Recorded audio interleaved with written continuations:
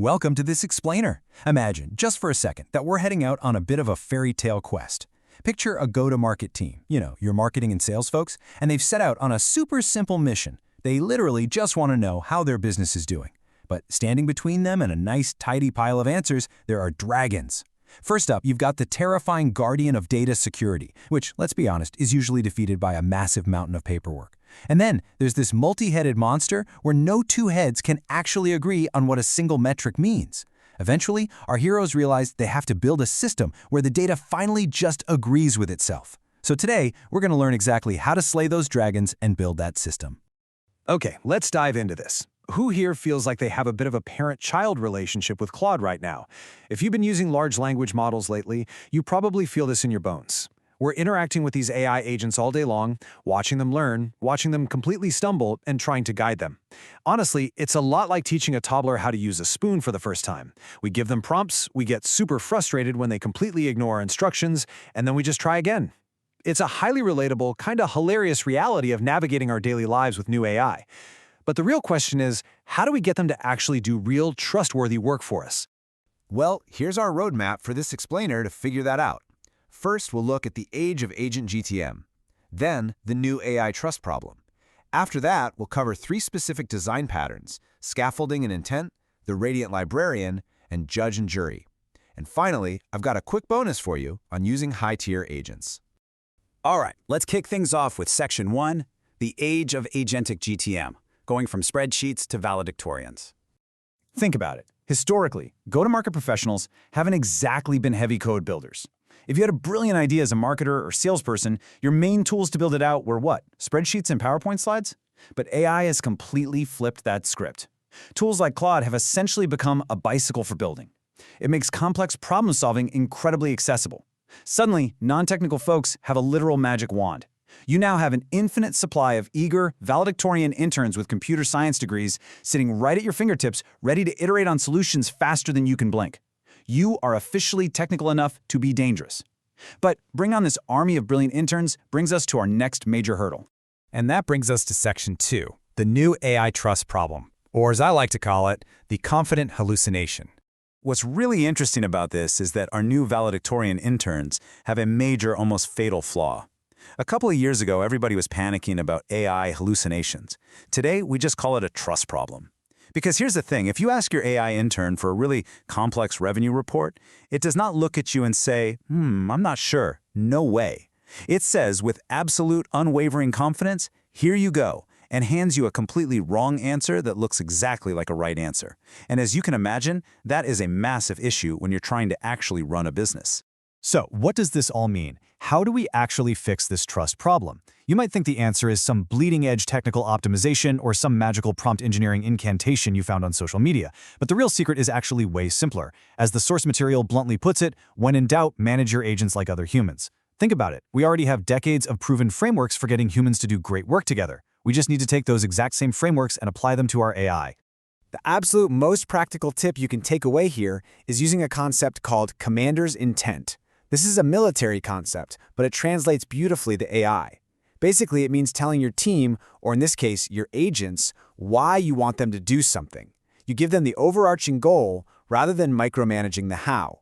Just like human employees, AI agents perform terribly when you micromanage them. Since they're trained on human text, if you just vaguely tell them to improve themselves or try to micromanage their exact keystrokes, they just get totally lost. You have to give them the intent, the big picture, and let them figure out the execution. Okay, so let's look at how to actually build this out. Section 3, Pattern 1, Scaffolding and Intent, building the foundation first. The crucial point here is that you absolutely cannot just go into YOLO mode. You can't just throw hundreds of totally random source documents at an AI. Redesign my entire website and expect it to work. It's going to fail for sure. Instead, you need scaffolding. Step 1 is defining the structure and building what we call anchor assets. This is your core documentation about your business personas and your rules. Step 2 is establishing references, like your product capabilities, what your product actually does and why it matters to people. Only then, in Step 3, do you turn your AI loose to map its citations back to that solid structure. This completely prevents those confident hallucinations we talked about, because now the AI is restricted to a traceable track record that's grounded in your actual business reality. Moving right along to Section 4, Pattern 2, This is one of my absolute favorites, the Radiant Librarian, which acts as just-in-time memory for your agents. Let's see what this looks like in a real practical workflow. Imagine asking your AI, hey, how much pipeline did we create in Q1?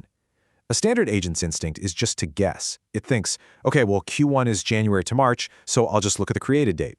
Now, in almost any real company, that guess is totally wrong. But when you use the librarian pattern, you insert a super knowledgeable guide into the process.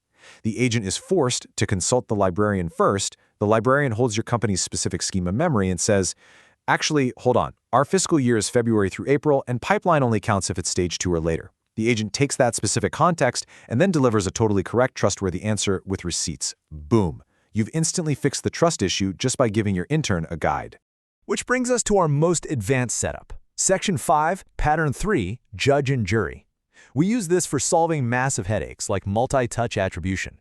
And this brilliantly illustrates how we'd handle those really complex scenarios where there just isn't a single empirically correct answer. Think about it. If you asked a human team to solve a messy attribution problem, you wouldn't just trust the very first guess of one person, right? You'd want a trial by a jury of peers. Well, we can build exactly that with AI. First, you spin up multiple independent analyst agents to go out and research the data completely on their own. Second, they all submit their evidence-cited opinions. And finally, a consensus judge agent steps in. Its job isn't to do the research itself, but to weigh the reasoning quality of all the different analysts and finalize the result. Multiple researchers synthesizing data under a judge is literally always better than a single agent taking a wild guess. Before we wrap up today, I've got a quick bonus for you in Section 6, using high-tier agents, because you absolutely need the right tools for the job. We've covered 3 super powerful patterns, but we have to talk about the tools required to actually pull this off. To quote the source material directly here, you can't fix stupid. Friends, don't let friends use bad harnesses or low-intelligence models for critical work. If an AI product has just been crowbarred into some cheap, pre-existing subscription model, like a basic web chat integration, the margins simply do not leave enough compute space for intelligent reasoning. To slay these data dragons, you need what we call Tier 2 agents. Basic web interfaces aren't going to cut it for this quest. Your AI needs a powerhouse reasoning model under the hood. It needs the ability to spin up sub-agents, just like we saw in that judge and jury pattern. It needs a dedicated plan mode so it can actually stop and think before it acts. It requires full Model Context Protocol, or MCP, support so it can securely connect to your data.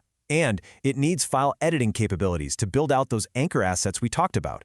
Give your team the right tools, or these design patterns just aren't going to hold up under pressure.